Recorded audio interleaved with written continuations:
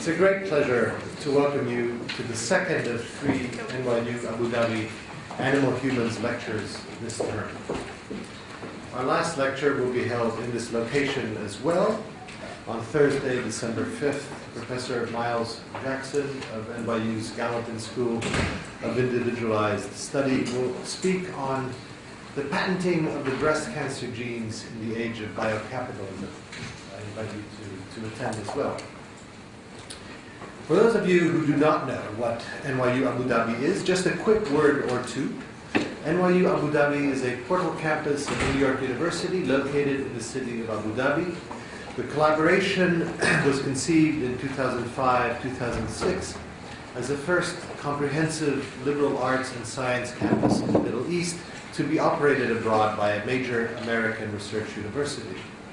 NYU Abu Dhabi draws a remarkable undergraduate student from across the world, and it will graduate its first class in 2014. This lecture series is an example of the sorts of academic interactions between New York and Abu Dhabi, between the faculty and students, as well as the two institutions that form part of what NYU likes to call the Global Network University. And now, for those of you, those very, very few of you who don't know what animal humans is, two brief words before I introduce Cary Wolfe, our speaker this evening. Animal Humans is an NYU course taught under the auspices of the Morse Academic Plan, the core undergraduate liberal arts curriculum on which students eventually build their different fields of study and their majors.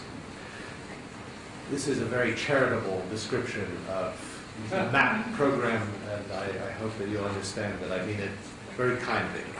In Animal Humans, we have been studying the different ways in which human societies and cultures have devised, imagined, and defended lines to distinguish and segregate human animals from non-human animals. Our texts in Animal Humans have been primarily literary, philosophical, and religious, and visual. We began with Plato and the Hebrew Scriptures. By the time we're done, we will have galloped more or less chronologically through Aristotle, Ovid, Apuleius, Aquinas, Marie de France, Caravaggio, Montaigne, Shakespeare, Descartes, H.G. Wells, poems by William Butler Yeats, films like Werewolf of London, The Wolf Man, the Harry Potter films, and the writing of contemporary philosophers, scientists, and ethicists like Peter Singer, Vicky Hearn, Giorgio Agamben, Jacques Derrida, and Cary Wolfe.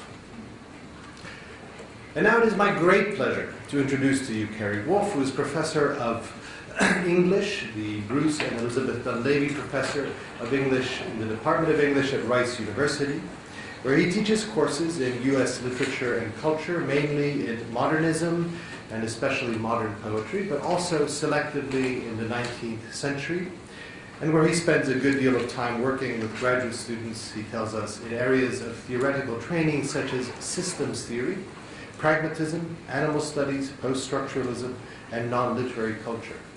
He holds degrees in comparative literature and philosophy from the University of North Carolina at Chapel Hill, and in English from Duke University. Before joining the faculty at Rice, Cary Wolfe taught at Vienna University in Bloomington and at the State University of New York at Albany.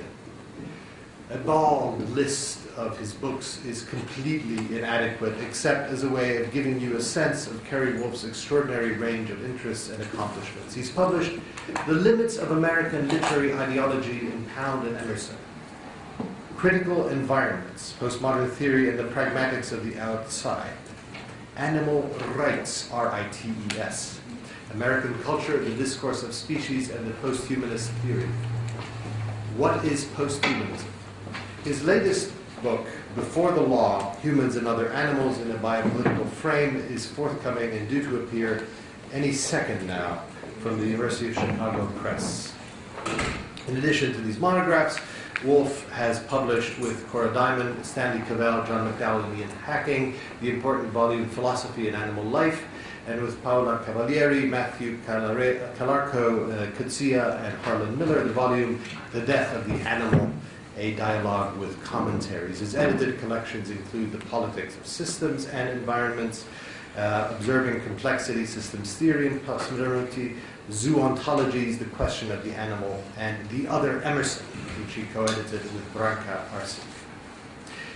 But this, as I say, is just a naked list of books. I want to give you a bit of a sense of the sorts of arguments that Cary Wolfe has been making with force and with great influence over the past 10 years or so. There's a line in the philosopher Ludwig Wittgenstein's great and puzzling work, Philosophical Investigations, that is a perpetual puzzle and a sort of open wound for those of us interested in the philosophy of animality or in philosophy and animality.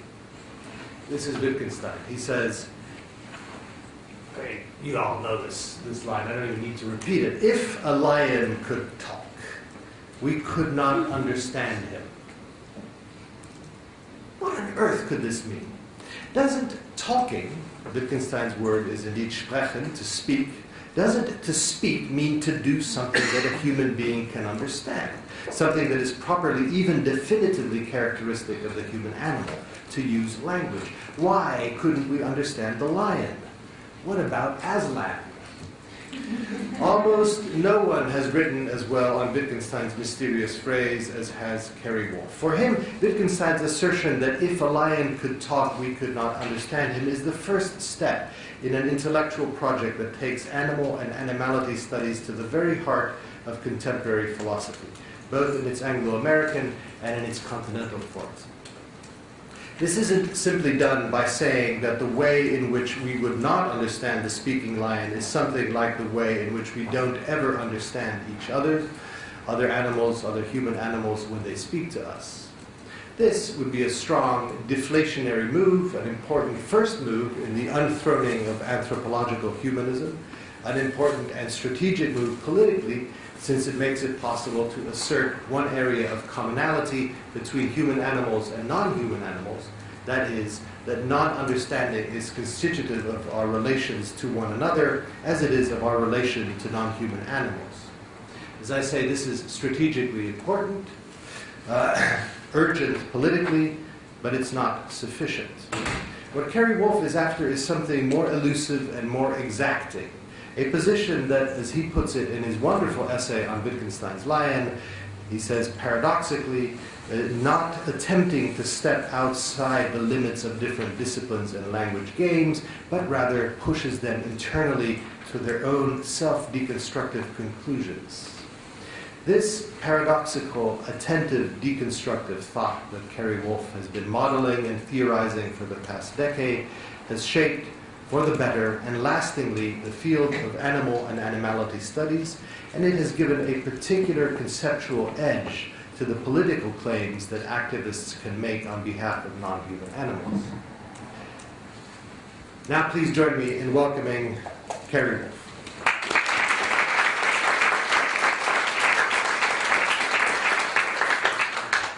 Okay, let me get mic'd up here. Let's see.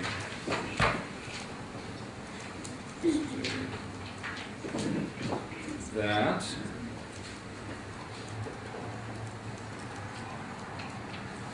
Are we good?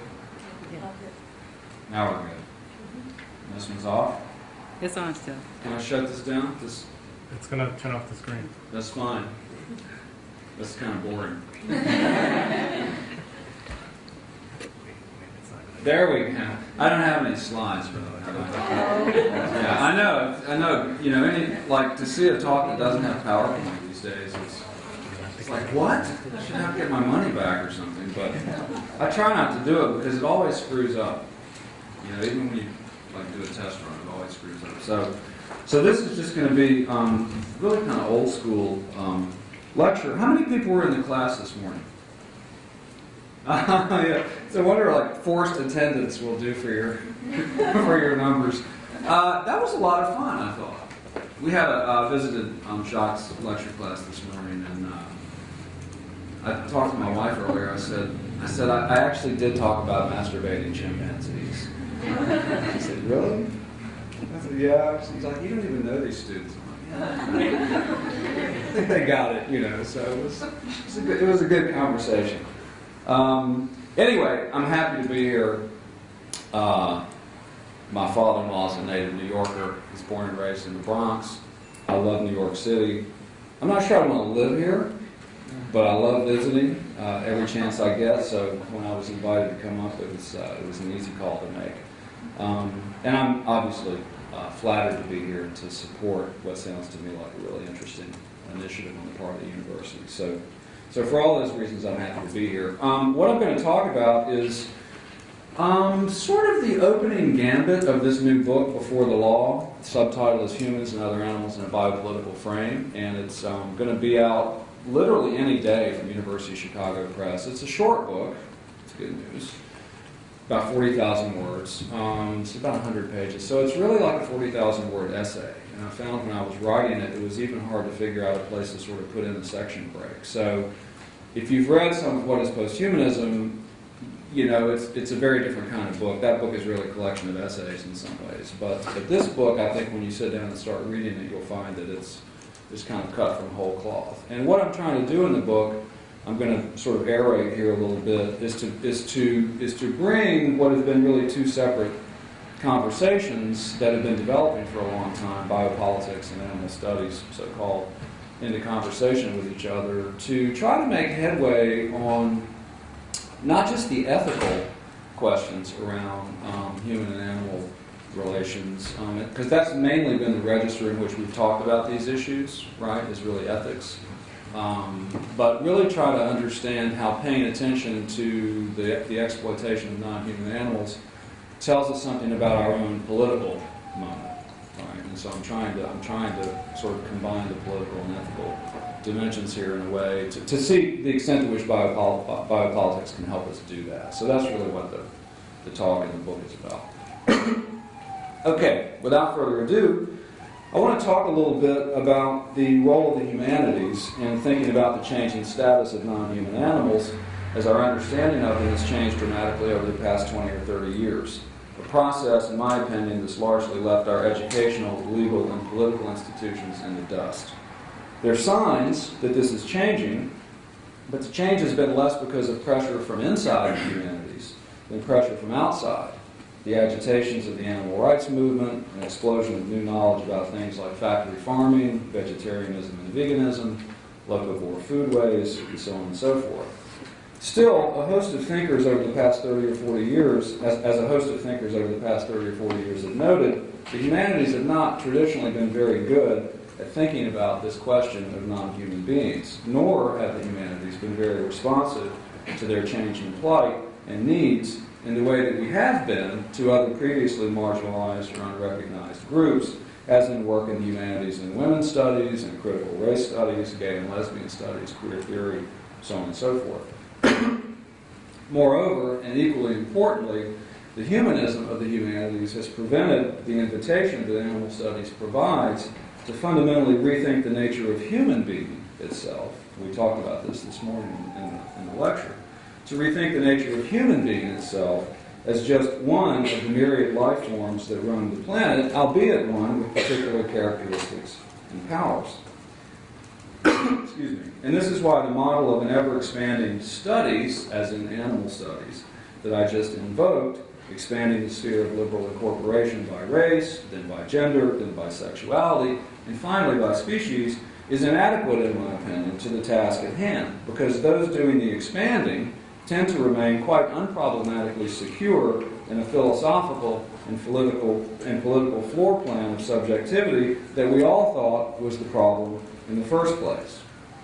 In light of this, and I argue in my book, What is Posthumanism, the humanities would actually have to become the post-humanities, which is the title of the series I edit at the University of Minnesota Press, in thinking through the question of non-human life, which would in turn leave our sense of the human being itself radically changed.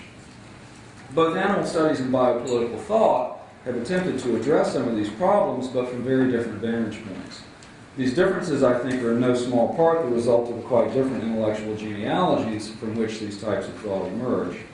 Animal studies took shape in the wake of the animal rights movement, and primarily, I would argue, as a North American phenomenon, though the humane movement has its roots, as you all well know, in 19th century Britain. Its purview from the beginning was primarily ethics, and then increasingly concerned itself with complicating and even abandoning the philosophical frameworks from the liberal justice tradition and analytic philosophy that gave birth to the animal rights movement in the first place. Biopolitics, on the other hand, seems to me anyway, is largely a European phenomenon, deriving canonically from the work of Michel Foucault and finding a strong foothold in contemporary Italian political philosophy in particular, in figures such as Giorgio Agamben, Antonio Negri, and Roberto Esposito. Much of the work in animal studies really doesn't concern itself with politics or political theory in any direct way, and it's possible to work in biopolitics and biophilosophy without really being interested at all in the question of non-human animals. Still, what both approaches have in common, and this is why I'm putting them together here today, is what you might call a deeply skeptical relation to that creature we call the human, at least as it's defined by humanism, whose features are ably glossed by Bruno Latour in his book We Have Never Been Modern as, quote, the free agent, the citizen builder of the Leviathan, the other of a relationship, of consciousness, the cogito, the hermeneute, the inner self, the thee and thou of dialogue, and so on, unquote. As Latour notes, and there's a version of this claim, of course, in Foucault's work as well, it's not enough simply to historicize the human. Animal studies and biopolitical thought don't merely decenter the human of the humanities. They fundamentally imbricate the human in multiple overdetermining contexts that range from the biological and the evolutionary on the one hand to the technological and the political on the other. This means that the very place and constitution of the human itself must be rethought from the ground up. As Latour puts it, quote, we first have to relocate the human to which humanism does not render sufficient justice, unquote. In this light, animal studies and biopolitics pose an unprecedented challenge to the humanities, to rethink not just the place of the human in the forms of knowledge taken to be germane to what we do, but also the relationship of scholarly and critical work in humanities to ethical and political questions that animate these new forms of thought, or at least ought to, in my opinion, animate them.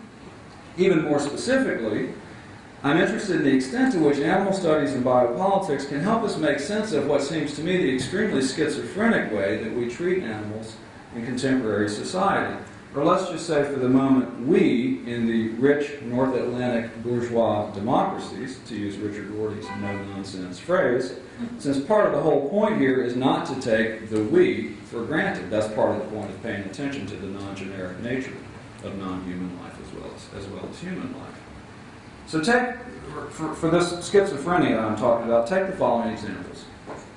First example, in June of 2008, the Environmental Committee of the Spanish Parliament approved resolutions to grant basic rights to great apes on a quite traditional model of human rights. To use the language of the Great Ape Project, co-authored by philosophers Peter Singer and Paolo Cavalieri, the three basic rights outlined for this new community of equals, and I'm quoting now, are one, the right to life, which means that members of the community may not be killed except in very strictly defined circumstances such as self-defense. Two, the protection of individual liberty, which forbids imprisonment without due process and only where it can be shown to be for their own good and necessary to protect the public.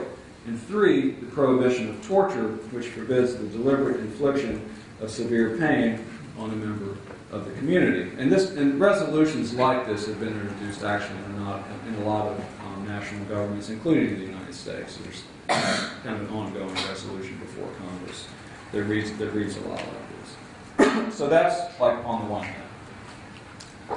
On the other hand, second example, according to statistics provided by the U.S. Department of Agriculture, in the previous year, 2007, the year before the resolution I just cited, about 9 billion, with a B, animals were killed in the United States for food.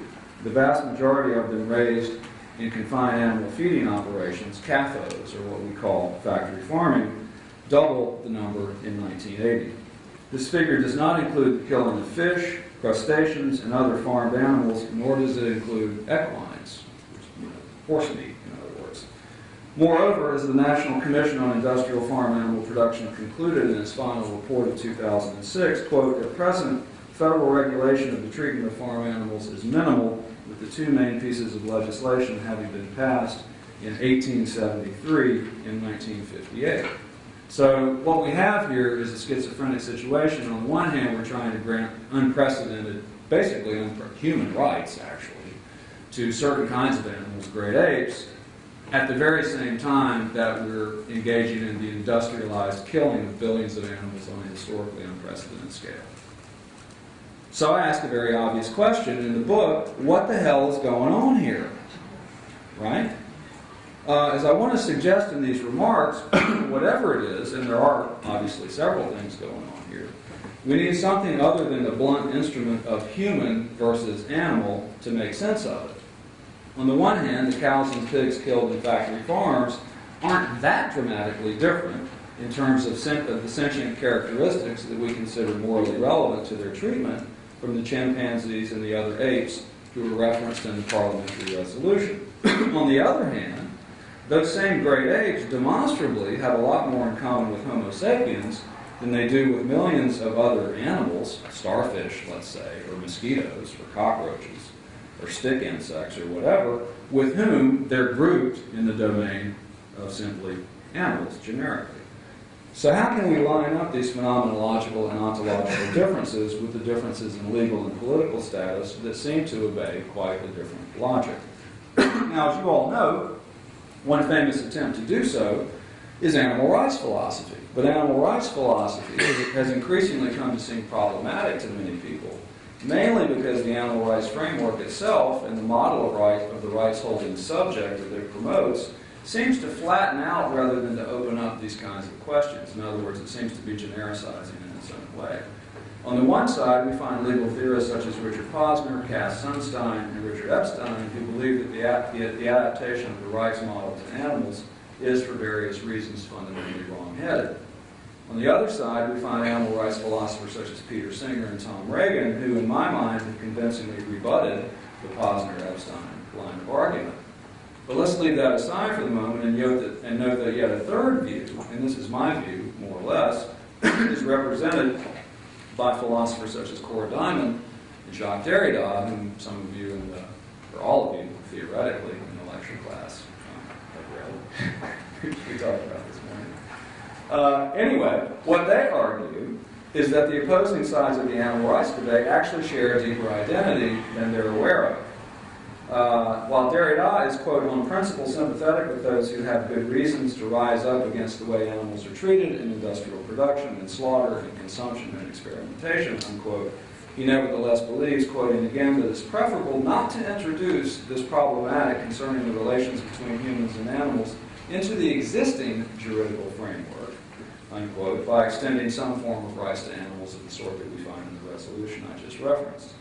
This is so, he argues, quote, because to confer or recognize rights for animals is a surreptitious or implicit way of confirming a certain interpretation of the human subject, unquote, that we then extend and indeed retrench in a way when we grant rights to animals. To make a long story short, the model of the rights-holding subject and the interests that ground those rights end up looking an awful lot like a diminished form of what we think of as normal human being.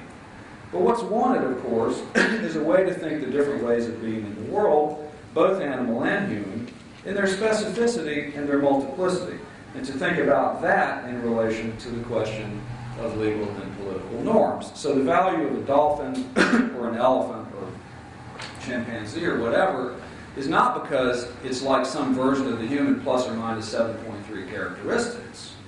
It's because it's a specific and different way of being in the world that we ought to be able to value and think in its difference, not in its identity, its likeness to us, to the extent to which it reflects us.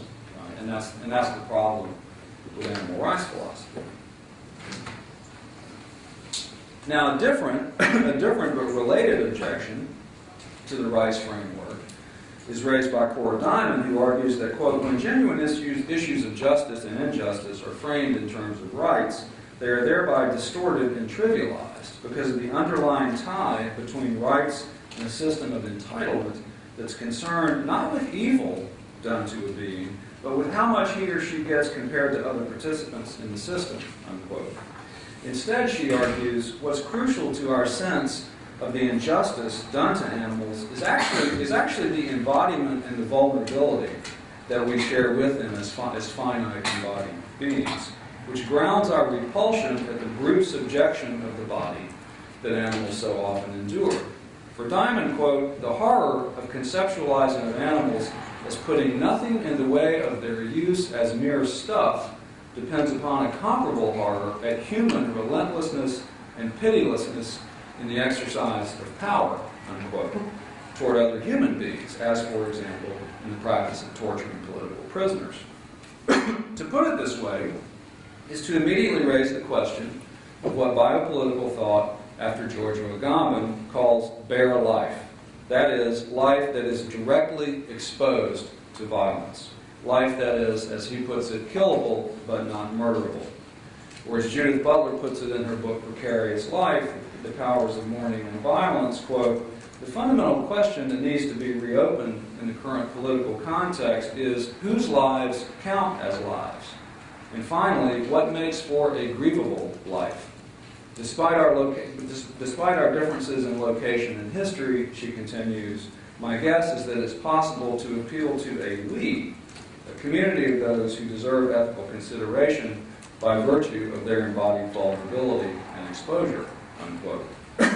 Now, Butler, as you all may know if you've read her work, does not extend that question to non-human forms of life, and that's a failure shared for the most part by biopolitical thought itself, as Donna Haraway, among others, has pointed out in her criticism of Foucault. Still, it's worth asking if the bios-zoe distinction, the distinction between political form of life and physical bare life of biopolitics, might be of some use in parsing the kinds of questions with which I began with regard to our treatment of non-human animals. A massive invitation to do so is offered by Jacques Derrida's explicit analogy in his later work between our treatment of animals in contemporary society and the Holocaust of the Second World War, an analogy whose multiple complications and resonances Derrida, as an Algerian Jew, is well aware of. Simply because the Holocaust has been Exhibit A, actually, in much of the philosophical literature on modern biopolitics. It's an analogy, and that's maybe not even the word we want here, but it's an analogy that Derrida and Agamben famously and others make reference to as a kind of redefinition of the political landscape around the subjection of life to violence. Derrida's assertion is quite continuous with what's been called the essentially thanatological function of biopolitics in modern society, which has in turn deployed the distinction between humans and animals as a key technology for subjecting populations, as many survivors of the Holocaust themselves have noted about their treatment in the camps. And so it's a common discursive mechanism that makes it possible to treat other human beings as killable but not murderable, is to animalize them, right? And the function of race in relation to this has been really, really crucial, as biopolitics argues, as a kind of halfway house toward that animalization that then allows you to subject indigenous populations, people of color, basically whoever you want to politically conduct violence against. This is a key mechanism for how biopolitics makes that possible, right?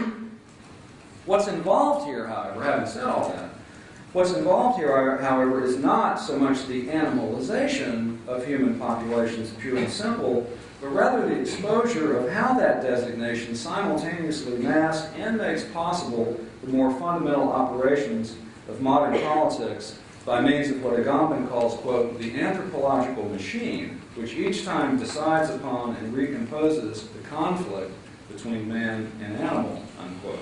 A machine that depends upon, to use his terms, as we've already noted, the distinction between bios and zoe. As both Foucault and Agamben emphasize, racialization has often served as a halfway house in this biopolitical process. And Exhibit A, of course, as we know, is the Nazis' treatment of the Jews during World War II, which makes it clear that you can't talk about biopolitics without talking about race, and you can't talk about race without talking about species. Foucault explores this topic in the lectures from 1975 to 6, collected in the book Society Must Be Defended. Racism, he notes, creates, quote, caesuras, or gaps, within the biological continuum addressed by biopower. It is a way of fragmenting the field of the biological that power controls, unquote, so that some populations may be killed through the exercise of sovereign power or may be simply allowed to die, what Foucault bluntly calls indirect murder. In a normalizing society, he continues, race or racism is the precondition that makes killing acceptable. unquote. This thanatological aspect of biopolitics dominates, as you all may know, Agamben's writings on the subject. Indeed, Agamben sees the Nazi death camps, quote, not as a historical fact and an anomaly belonging to the past, but rather the hidden matrix and nomos of the political space in which we are still living, unquote. Foucault's concept of the biopolitical, however, is more ambivalent. As he famously defines biopolitics, quote, it is the power to make live. Sovereignty took life and let live. And now we have the emergence of a power that I would call the power of regularization. And it, in contrast, consists in making live and letting die. As Roberto Esposito puts it, Foucault allows us to see that for biopolitics, quote, what is in question is no longer the distribution of power, nor its subordination, nor its subordination to the law, nor the kind of regime, nor the consensus that's obtained, but something that precedes it because it pertains to its primary material.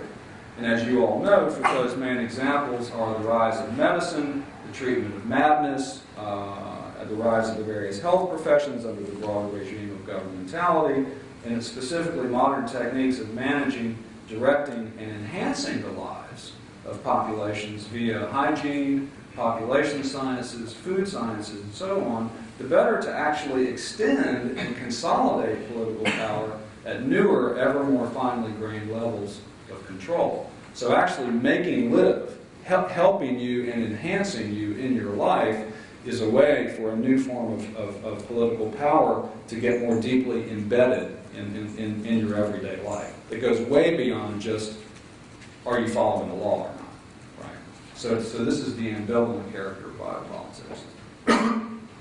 This marks a subtle but important difference, between the concept of biopolitics in Foucault and in Agamben. While it's no doubt true, both in Foucault's own discourse and in point of fact, that sovereignty continues to be an important force in modern politics, as Agamben argues, Foucault's point is that it becomes recontextualized and finally subordinated to a fundamental political shift. Where Foucault allows us to disarticulate, separate sovereignty and modern biopower, Agamben continues to orient the subjection of bare life and the disposition of the bios distinction to the paradigm, to the paradigm of sovereign power, essentially to the ability of sovereignty to declare what he calls a state of exception at a moment's notice at the drop of a hat, and thus keep open the possibility of any form of life being thrust into the condition of bare life by sovereign fiat. And of course, a famous contemporary example is Guantanamo. Right? What gets lost, I think, however, in this overly formal symmetry between sovereignty and bare life is our ability to think a much more highly differentiated and nuanced biopolitical field of effectivity. In this sense, then, what Maurizio Lazzarato, another Italian political philosopher, what he calls Foucault's radical displacement of the problem of sovereignty, quote, does not neglect the analysis of sovereignty, but merely points out that the grounding force will not be found on the side of power, since power is blind and weak, as Foucault puts it. Hence, power's increasing need in an increasingly complex and differentiated field for the various techniques of management, surveillance, and so on that it deploys. So what we're dealing with here is not, as Esposito puts it, quote, some kind of withdrawal or contraction of the field that's subjected to law, but rather how the law for its force gradually shifts from the transcendental level of codes and sanctions that essentially have to do with subjects of will to the eminent level of rules and norms that are addressed instead to bodies, unquote. Now, Lazzarato stresses that three important points follow from this. First, and I'm going to quote him here for a second. First, biopolitics is the form of government taken by a new dynamic of forces that in conjunction express power relations that the classical world could not have known. Second, that the fundamental political problem of modernity is not that of a single source of sovereign power, but actually of a multitude of forces. If power, in keeping with this description, is constituted from below, then we need an ascending analysis of the constitution of power dispositives, or apparatuses. And third, biopower coordinates and targets a power that does not properly belong to it, that comes from the outside. Biopower is always born of something other than itself, unquote.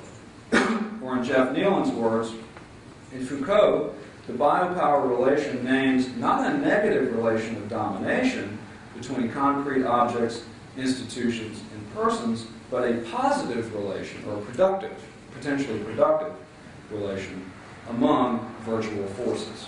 Indeed, the political payoff of Foucault's analysis of the mechanisms of governmentality resides in no small part in its anatomy of how the machinery of biopower constantly races to maintain control over the forces that it's brought into its orbit, forces that derive in no small part from bodies, both animal and human, that are not necessarily always accepted as they are in Agamben. Quite the contrary, those bodies are enfolded via biopower in both subjection and resistance. And because those forces of resistance are thereby produced in very specifically articulated forms through particular apparatuses, there's a chance, and this marks in no small part Foucault's debt to Nietzsche, for life to burst through power's systematic operation in ways that are more and more difficult to anticipate and control. So it's a gamble. It's a risky proposition that biopower is engaged in. To put it telegraphically, in other words, power/knowledge, to use Foucault's formulation, power/knowledge complexifies the political resource called the body, and complexity increases risk. Thus, as Lazzarato notes, Foucault actually, quote, interprets the introduction of life into history constructively because it presents the opportunity to propose a new ontology, one that begins with the body and its potential, unquote, over and against the prevailing Western tradition that anchors political thought, of understanding the political subject as above all a subject of law. Indeed, Lazzarato argues one of Foucault's key insights is that without factoring freedom and the resistance of forces into the equation as constitutive of the political problem, the dispositives of modern power remain incomprehensible. It's getting warm here. This is to say, then, that we need to separate the question of the material and technical dispositives of biopolitics from the question of sovereignty per se. To return to the earlier analogy that I used between factory farming and the Holocaust, there's no doubt that the two are vastly different politically when we think of political theory in terms of sovereignty. Right? Indeed, in that sense, factory farming cannot be called political at all. On the other hand, from the vantage point of Foucault's emphasis on the regularization and control of bodies and the increasing control over the processes of life and death, of making live, as he puts it, it hardly needs pointing out that the practices of modern biopolitics forge themselves in the common subjection and management of the factical existence, to use Agamben's rather bracing phrase, of both humans and animals, not least, as you all know, in the practices of eugenics, inoculation, sterilization, food management, high-efficiency killing, and so on. In fact, the assembly line processes that were used to kill Jews in Nazi Germany derived from production models developed by Henry Ford, who was a notorious anti-Semite, as you all probably know, who in turn reveals in his autobiography that the inspiration for his assembly line method for building automobiles actually came from a visit to a Chicago slaughterhouse when he was a young man and witnessing the mechanized disassembly lines used there that were used to turn animal carcasses into meat. In this new context, then, we're forced to conclude that the current practices of factory farming and the like, while they're crucially different from the logic of the Holocaust in several very important ways, constitute not just some ethically embarrassing sideline of modern life that has nothing to do with politics proper, and which can well be regulated by an adjacent set of anti-cruelty laws that don't intersect with politics as such in any fundamental way. Rather, such practices must be seen not just as political, but in fact as constitutively political for biopolitics in its modern form. Indeed, the practices of making live, in Foucault's words, through eugenics, artificial insemination, selective breeding, pharmaceutical enhancement, inoculation, and much else, are on display in the modern factory farm as perhaps nowhere else in biopolitical history. Such practices are part of a matrix that, under increasing conditions of globalization, takes as its political object actually planetary life itself, flesh, as Esposito puts it, in the broadest sense, for which the secondary distinction between human and animal may be deployed across actual species lines as necessary. Those practices involve the exponential expansion and routinization of mechanisms and logics that extend from the Chicago slaughterhouses at the turn of the 20th century through the assembly lines developed by Ford to the Nazi death camps and back again, traversing what we can now call the newly expanded community of the living. It's worth lingering for a moment over some very obvious examples of the risk involved in factory farming's attempt to maximize control over the body in the exercise of biopower. For instance, a recent study of the Pew Commission on Industrial Farm Animal Production points out that factory farming may be good at producing edible animal products at the lowest possible cost, but there's evidence, as the New York Times puts it, that, quote, this model is economically viable only because it passes on health costs to the public in the form of occasional salmonella, antibiotic-resistant diseases, polluted waters, food poisoning, and probably certain cancers, unquote. A nearly 100-page report done in 2008 by the Union of Concerned Scientists lists in excruciating detail the costs, both direct and indirect, borne by society for the mass-produced and industrialized killing of animals for food. Between 1997 and 2005, U.S. taxpayers handed over to factory farms roughly $3.8 billion a year in the form of indirect subsidies, chiefly in the form of government handouts to growers of corn and soybeans, the vast majority of which is eaten by livestock animals each year in the United States. Such subsidies artificially reduce the price of meat, poultry, and pork, and other direct subsidies further artificially reduce the cost of factory farming by essentially shifting the cost from the big corporations that own the factory farms to the taxpayers.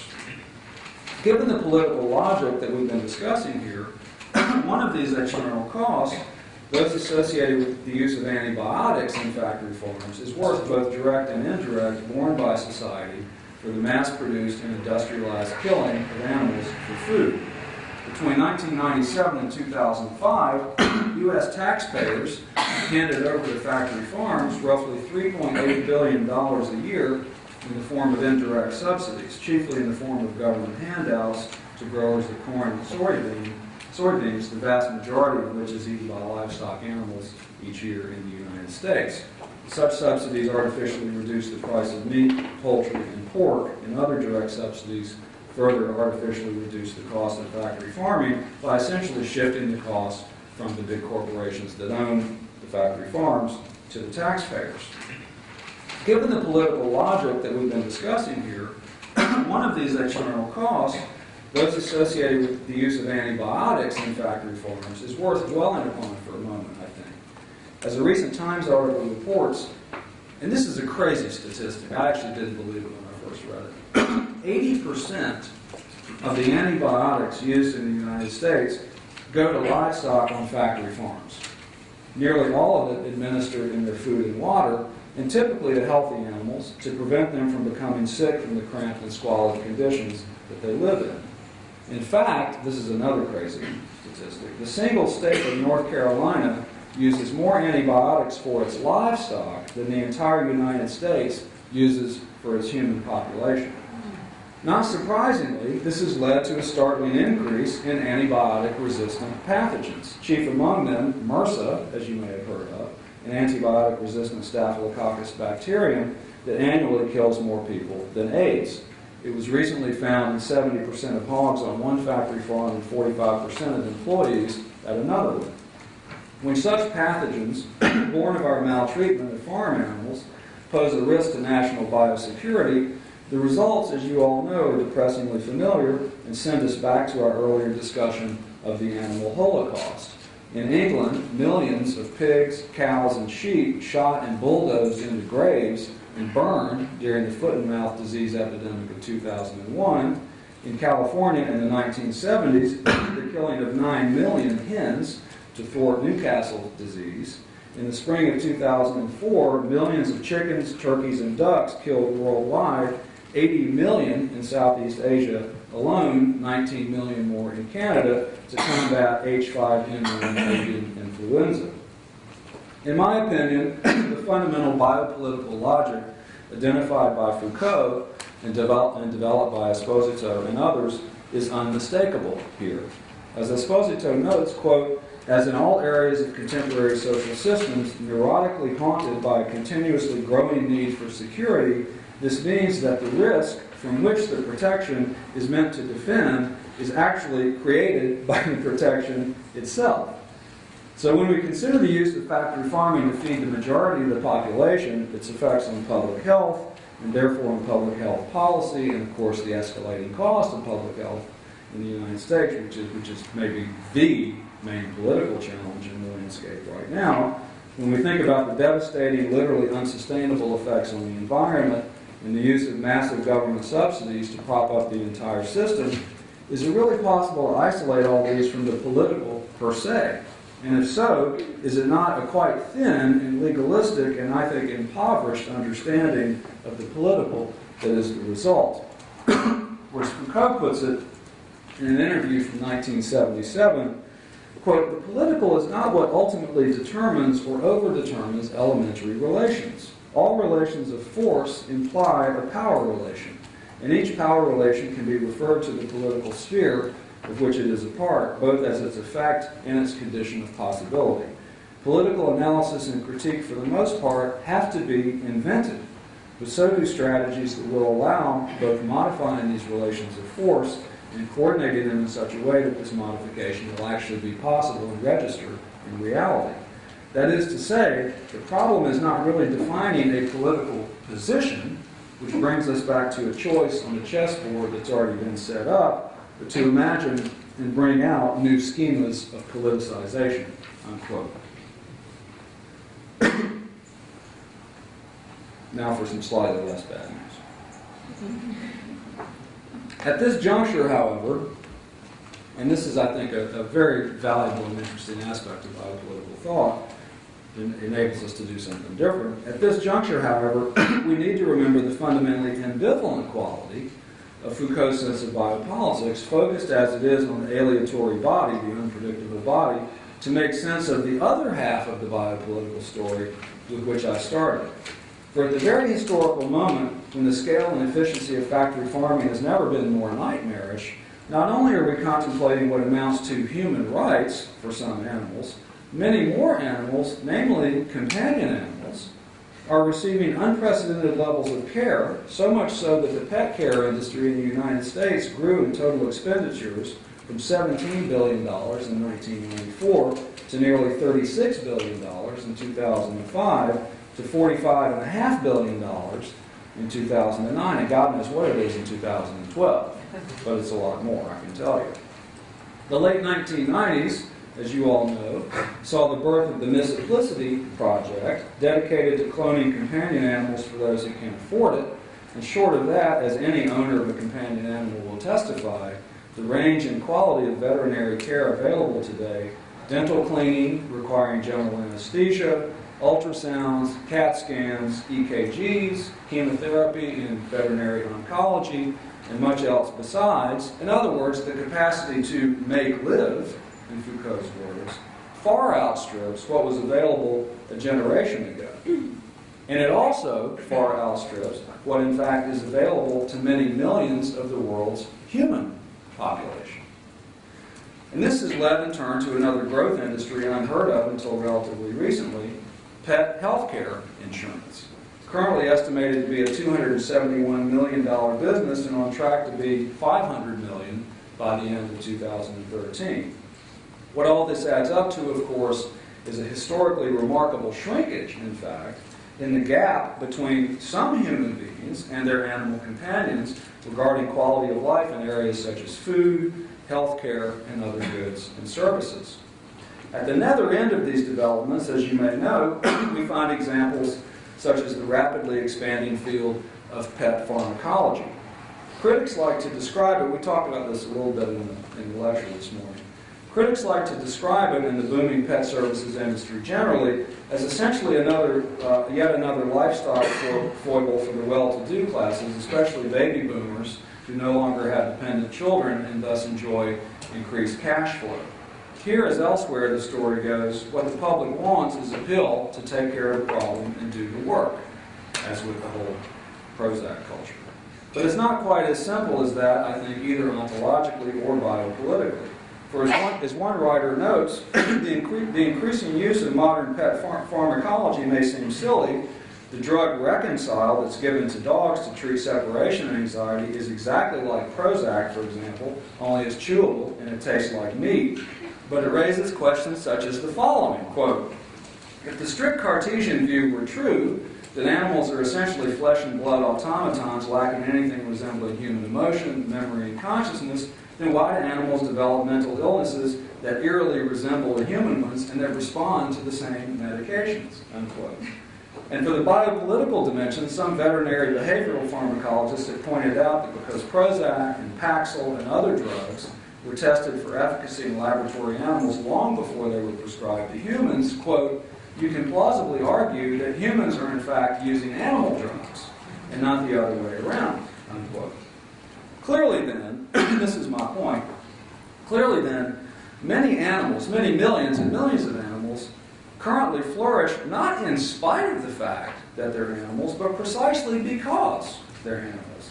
Or even more precisely, because they are felt to be members of our families and our communities, regardless of their species. And yet, at the very same moment, billions of animals in factory farms, many of whom are very near to or indeed exceed cats and dogs and other companion animals in the capacities that we take to be relevant to ethical and moral treatment, for example, the ability to experience pain and suffering, anticipatory dread, emotional bonds, complex social interactions, and so on, have as horrible a life as one could imagine, also because they are animals. So clearly then, the question here is not simply one of the animal as the abjective other of the human, but rather of something like a distinction between bios and zoe, or political form of life, and bare life, that actually cuts across species lines and actually attains within the domain of domesticated animals itself, and also, of course, within the domain of human life. We find here, I think, an additional insight that thickens and complicates Jacques Derrida's well-known observation that the designation the animal is therefore asinine because it effaces the vast diversity of non-human life forms under a single definite article. Indeed, we might say, paraphrasing Esposito, that the animal is an ideology, as he puts it, that masks what Rosi Braidotti, following Deleuze, calls the transversal relations in which animals and our relations with them are caught under biopolitical life, highly specific transversal relations. This new differentiation of the biopolitical field is what Esposito was after at the end of his book Bios, when he insisted a turn away from the thanatological logic of biopolitics can only take place only if life as such, not human versus animal life, not Aryan versus Jewish life, not Christian versus Islamic life, becomes the subject of protection.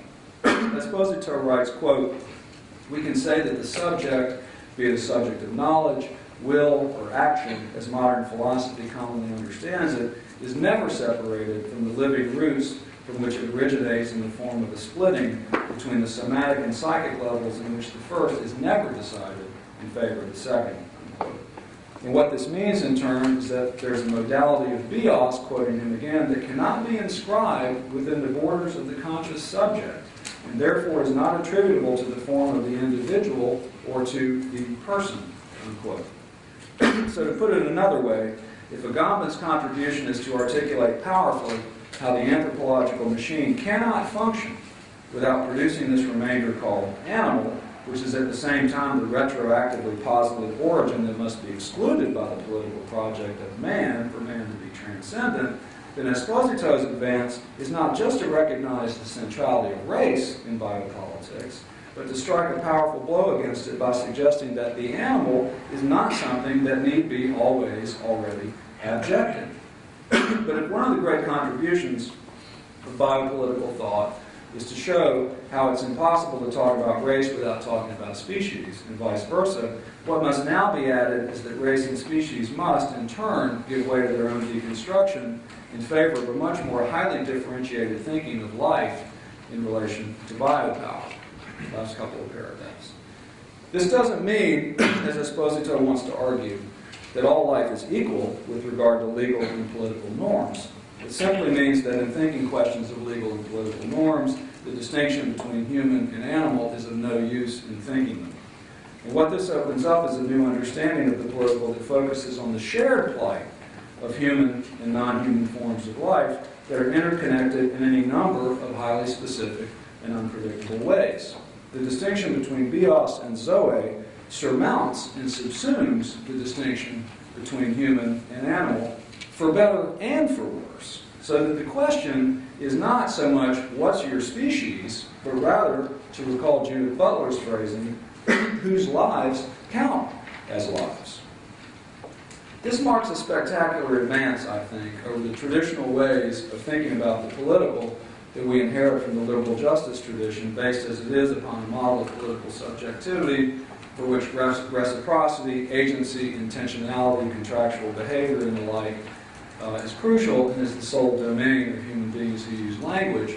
But it raises, of course, a fundamental problem. And as it turns out, it's a problem confronted at the very origins of biopolitical thought, namely the problem of ethnocentrism. It's a question, as Hannah Arendt put it, of what constitutes the right to have rights. Arendt brilliantly argues in The Origins of Totalitarianism that the idea of universal human rights is actually dubious because it attempts to ground the standing of the subject of rights in the mere biological designation of the human being as Homo sapiens, whereas rights themselves are always a product of membership in a political community. In other words, what makes them political is precisely that they're not natural, they're artificial, right? Her resistance to granting rights on the basis of zoological designation and her recourse to what we might call a formal or conventional concept of rights is perfectly correct as far as it goes, but for her, it's immediately put under pressure and complicated by the historical fact that she confronts in that book, that the very call of the Universal Declaration of Human Rights in 1948 arises on the basis of the massive presence of millions of stateless beings. Human beings derive their political standing in precisely her conventional or formal sense during World War II and its wake. It arises, that is, with the increasingly undeniable presence of what biopolitical thought canonically calls their life. The right to have rights, then, is indeed the question. And if we're not simply to take for granted the ethnocentrism of saying, well, we care about those we care about, regardless of their species, and to hell with everybody else. And it's a question, especially if we reject a zoological answer to it, as biopolitical thought demands that we do, that forces into tighter conjuncture than our current political vocabulary can address the genetically manipulated and inoculated cow languishing on the factory farm, the stateless detainee disappeared in an internment camp, the chimpanzee used in HIV research, and the political prisoner subjected to torture. This is a new configuration that makes those relations look very different. What is at stake in these lives? How are they alike and how are they different? I have my own ideas about how to address this problem, and I go into them in some detail in this new book. But let me just end by saying that I'm glad that we're now able to raise these questions without taking for granted the answer is that, well, some of them are human and some of them aren't. For if there's nothing else to be learned from the history of biopolitics, it's just how dangerous that answer can be. Thank you. So what I'm doing now, for me it's kind of easy. I just use words. I work with text. But artists do something different because they're very sensitive to how particular media engage and deploy different kinds of bodily experience and different kinds of emotional experiences. And I think you're right that that's a domain in which a kind of a new kind of affirmative trans-species sort of relatedness can be recognized. But I think what it does in a way is make you think about maybe how politics is really only a part of the picture here. Right? There's a temptation in the humanities, or there has been a temptation in the humanities, to think of the politicization of X, Y, and Z as somehow an automatic good or an automatic imperative. But maybe politics just sucks. No, I wouldn't. You know? I wouldn't agree with that. No. That's not what where I'm going. But I'm saying maybe it's, Political. yes, yeah, but I mean maybe politics, maybe to talk about political subjectivity is only to talk about a very small domain of subjectivity, including transspecies subjectivity.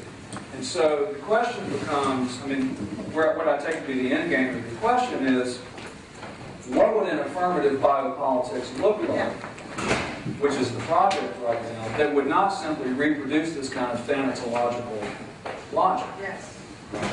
And I guess to me the bracing answer for biopolitics is that whatever that, and this is my problem with Esposito's move at the end of Bios, is that whatever it is, it can't simply be declaring all forms of life worthy of equal protection. Now this takes us back, as you guys may know, some of you aren't old enough to remember it, but this takes us back to debates over biocentrism and deep ecology and environmental ethics going back to the 60s and 70s. Because if you want to have a kind of an affirmation that all different forms of life on the planet are equally worthy of protection, then you very quickly get into some pragmatic difficulties. For example, shall we let Ebola virus and anthrax virus and all these other pathogens just achieve their creative flourishing, even if it means wiping out like 70% of the human population? Now, if you want to be hardcore biocentric, there are people in deep ecology and the Earth First people like Dave Foreman who would say, yeah, if you want to take biocentrism seriously, you have to raise your hand and get behind the program of about 70% of the human population dying off. Why? Because we're demonstrably the most, by far, damaging species of life on the planet with regard to other forms of life, right? The problem with that, even if you wanted to get on board with that program, and if I asked for a show of hands, it would probably be a short list. Who's in favor of the 70% die-off, right? Probably not many of you raise your hands. But even if you wanted to do that, you have to step back and say, well, okay, realistically, who would be the people who would be doing the dying? And it would largely be populations of color living south of where we live, and then we would construct our own kind of immunitary bubbles as we do our access to health care. Actually, that's already happening with global. No, of course. And so that doesn't enable you to step out of the biopolitical problematic in relation to the kind of life, the control and power over the life-death relation. So trying to think in affirmative biopolitics by simply saying, well, look, the problem is when you start drawing lines between human and animal, Aryan and Jew, Christian and Muslim, whatever, that's always going to turn into an autoimmune logic. Then it's like, well, not Aryan and Jew, it's like blue-eyed Aryan and brown-eyed Aryan, right? It becomes this kind of runaway logic that turns back on itself and starts devouring the very body that was supposed to be protected. Right? So what affirmative biopolitics tries to say is, well, look, when you start drawing lines, it's always going to turn into this autoimmune disorder, so let's not draw any lines at all. Let's be affirmative of all forms of life as deserving equal protection, but then you get into the problems I just outlined. So what I'm trying to do in the book, and it's a complicated argument I probably can't or shouldn't get into here, but what I'm trying to do in the book is actually navigate that impasse. And to say, look, a cockroach is not an orangutan, and it matters.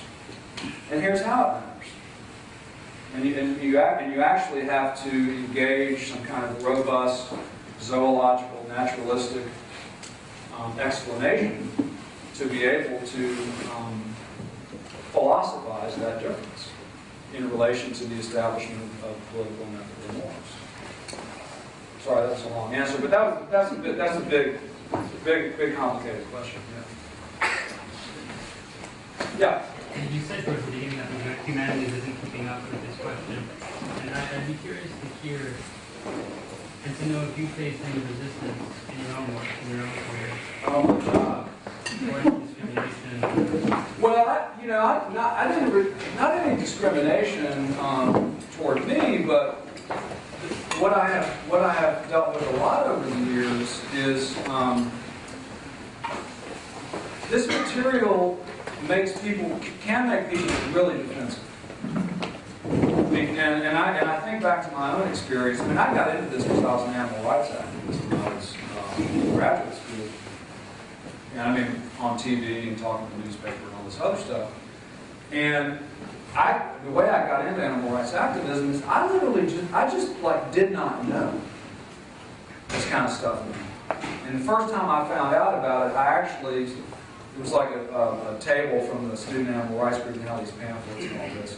And I literally said, you're making this shit up. This doesn't go on in that building over there. And this doesn't go on in this farm facility 5 miles away. And they're like, no, it does. And it was just lack of information. I just didn't know.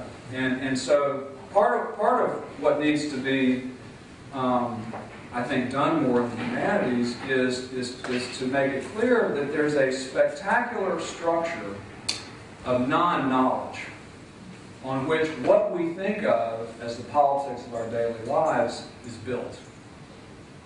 And it's not an accident that structure of non-knowledge exists. And of course, it's not a structure of non-knowledge that's just about how our everyday lives involve massive violence and, against animals. It's built on a lot of stuff, right?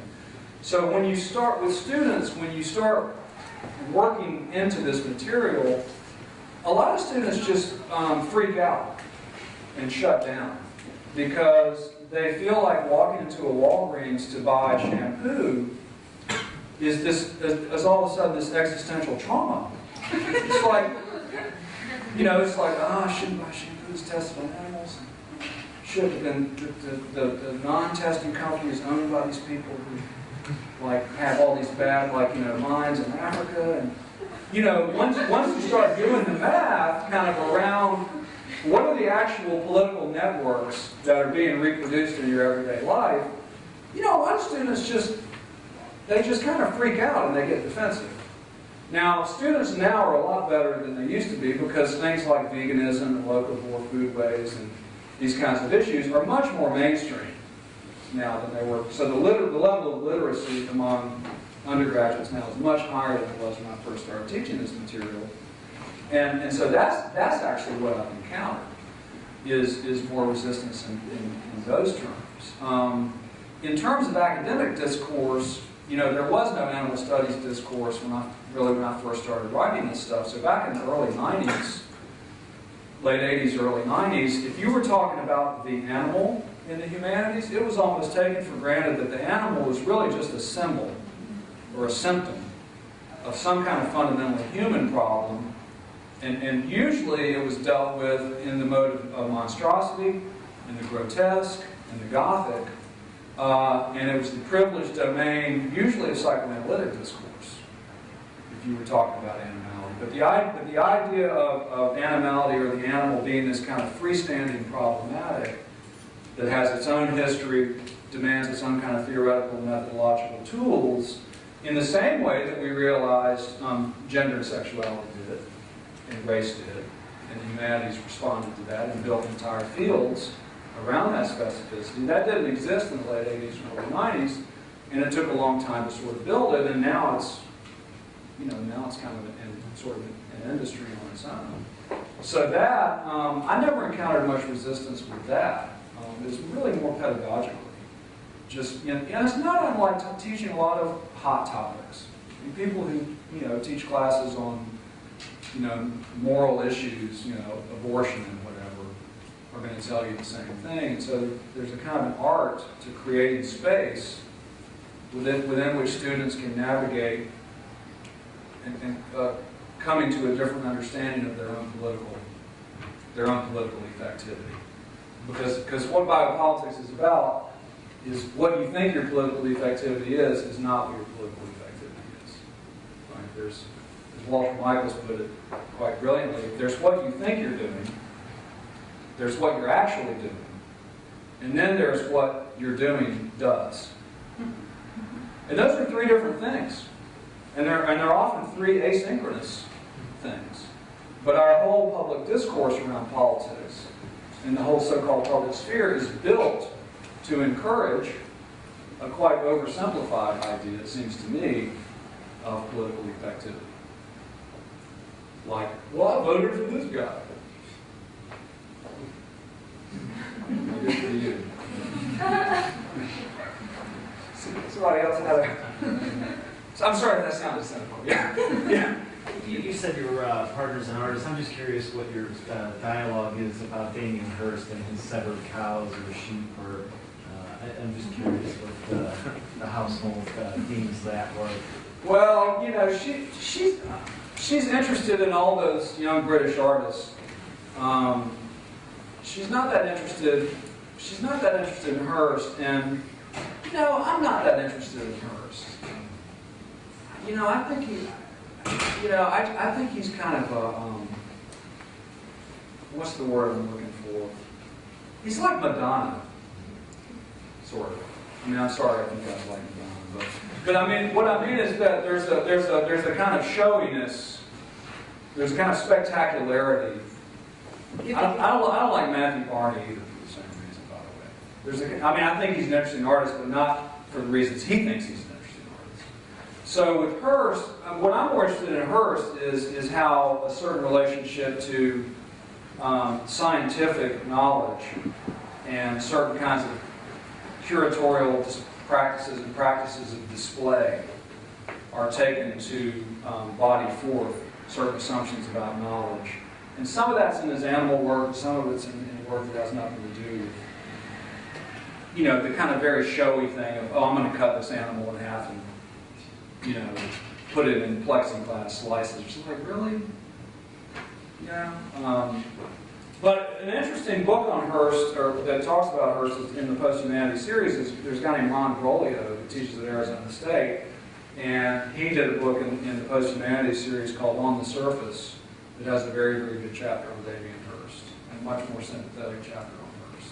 The thing you realize, though, and you know, Una knows this better than I do, the amount of animal-related art out there is crazy right now. I mean, and in every genre, every medium, whether you're talking about photography, performance, film, video, installation art, it's just, you know, there's something going on, and you know, and some people think it's a compensatory disappointment. Actually, it's a manifestation of the fact that we're so disappointed in ourselves, and we're so disappointed in our own kind of political and ethical complexities and failures, and how lame the human world is, that all this stuff about animals is a kind of a compensatory move to be in some other space of imagining. And this is actually related to the question we were asking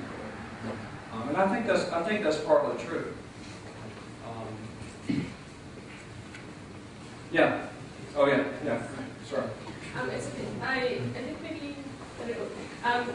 So this question has two different parts, and I'm interested in, it's a bit of a combination of Una's question and a question about the humanities that came from that. Yeah. I'm sort of interested in what the practice of the humanities might look like inside the university if we take two things into consideration. And one of them is this proliferation of ontological difference, rather than, say, thinking about animals as they have these traits and they need 7 more to get to the human. Right. So how to think that difference inside of a kind of practice of the post-humanities, perhaps pedagogically. Right. And how to think that through this question that you posited of not having the institution have this kind of including logic of bringing in more and more sub-disciplines into itself. Exactly. To me, that's the major problem, or it's one of the major problems. I talk about this in chapter 4 of what is posthumanism. It's one reason I like the term animal studies. Because animal studies, to me, is a term that buys into this kind of logic of modular incorporation, whereby it's like, well, okay, we had women's studies, we had race studies, we had gay and lesbian studies, and now, you know, who's the latest excluded group we haven't thought of? Now we have animal studies, right? And so the entire logic of this kind of liberal logic of incorporation, to me, is a major problem with talking about animal studies in terms of the studies model.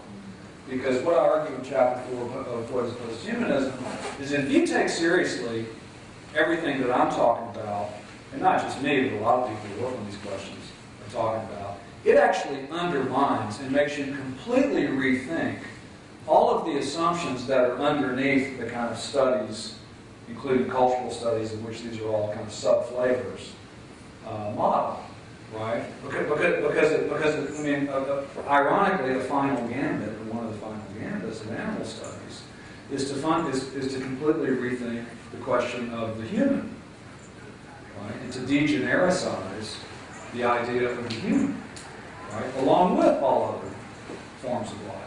And so, I mean, and I sort of upset people sometimes when I say, like, didn't we learn anything from women's studies? Right? Didn't we learn anything from like that ghetto, or what could be a ghettoizing move, where it's like, oh, well, all you people interested in the women thing, you go over here. We've like got a little hut for you over here. You go over here and do that, and then back over here in the main compartment, you know, we can continue to do like the real stuff. And so that, you know, and that logic I'm very dubious about, because I've seen how in institutional incorporation it functions. You know, so what looks like a form of recognition and power, I know there are a lot of people in animal studies right now who want that, because they want the institutional goodies that go with incorporation and consolidation. But I think that what we've learned is that gesture of recognition can actually turn into, you know, quite the opposite. Not everybody agrees with me, but you know, it doesn't matter what I think. It's called animal studies now. There's nothing I can do about it. You know, the horse has left the barn. So. Yeah, Susan. I really am very impressed by your talk, and want to ask you something about ways to go forward. In relation to your early discussion in the talk about rights, the kind of difficulties with rights discourse, which Cora Diamond was, I think, the main person you mentioned, and I really admire her work. Right. That rights is a kind of liberal formation, which ends up measuring everything against the human. And by that they mean Western liberal humanism. Right. And yet, at the end of your talk, you came back to rights. You said the right to have rights is our next big question, or the central question. And I wonder why you came back to rights. Is that a reconceived structure of rights, not the old human rights model, but something? The reason I come back to it at the end is, and we sort of didn't realize that a lot of these texts were early parts of the key genealogy of biopolitical thought until relatively recently. But now actually we read certain texts by Heidegger, and we read certain texts by Arendt as actually being really central early texts in biopolitical thought. And in the Origins of Totalitarianism, what I was trying to draw our attention to is that, you know, if you have a formalist and conventionalist concept of rights, which she does, then you immediately run up against the problem of the right to have rights, right? Which is to say, if you're not going to be just full-on, unapologetic, ethnocentric, then you have to do something, in my view, to address the question of the right to have rights. You have to do something that involves backtracking to basically phenomenological and ontological questions, against which the recognitions of various socially and historically contingent political formations in the form of rights or other forms can be measured, right? And that's what Arendt runs into when she's making this basically kind of Aristotelian argument about what politics is and what rights is, and then all of a sudden she's surrounded by like millions of people who therefore have no standing. Right? And so she's confronted in the wake of World War II by sort of the paradox of her own position. Right? And the way that she sort of navigates this is actually the most familiar way of all, as you guys know, if you've read animal study stuff, and that's to actually reinstate the human-animal distinction on the basis of speech and language, and what she calls meaningful or meaningfully intended speech, Right? So it's a very familiar move to sort of say, well, when you start talking about ontology and phenomenology as a way to deal with the problem of ethnocentrism, how does that not open the floodgate to talking about non-human beings? And the wedge that she uses to drive between the two is speech or language, right? So now having said all that, that's part one. Part two, however, is when it comes to these kinds of questions politically, and this is partly based on my experience as an activist, I am totally a pragmatist. So, for example, I was involved in the state of Indiana in getting the animal cruelty laws at the state level for multiple offenders changed from a misdemeanor to a felony. You're not going to walk in to testify before a bunch of congressmen in Indiana talking about Derrida and Foucault. Right? So you have to use a different rhetorical and political toolbox to get the work done that you've gone over here and philosophically thought about as being the right thing to do. But then when you move into a different pragmatic political space, you better be using a different toolbox. And in those spaces, the discourse of rights very much remains the coin of the realm, as far as I can tell. And that's just for mundane reasons that we can explain, which is, well, most of our political institutions happen to be inherited from a very specific historical period, a very specific geographical location, and that's what we've got to work with at the moment. And I'm not bothered by that disjunction. It goes back to what I was saying earlier about political effectivity. Right? But if you walk into an academic setting, conversely, and you're like coming up for tenure or something, you better be using a different discourse that's damn well aware of the problematic, the problems around the concept of rights, as it's critiqued by people like Agamben, Derrida, and so on. So to me, political effectivity involves this kind of asynchronicity of these heavily overdetermined spaces that can't be totalized from anywhere. As my former teacher, Fred Jameson, would think they could be. So rights is kind of in a way neither a good or bad thing. It is what it is, depending on what context you're operating in. But philosophically, theoretically, I think it's not adequate to the task. I think that's a great way to end. Thank you so much. Thank you. Thank you.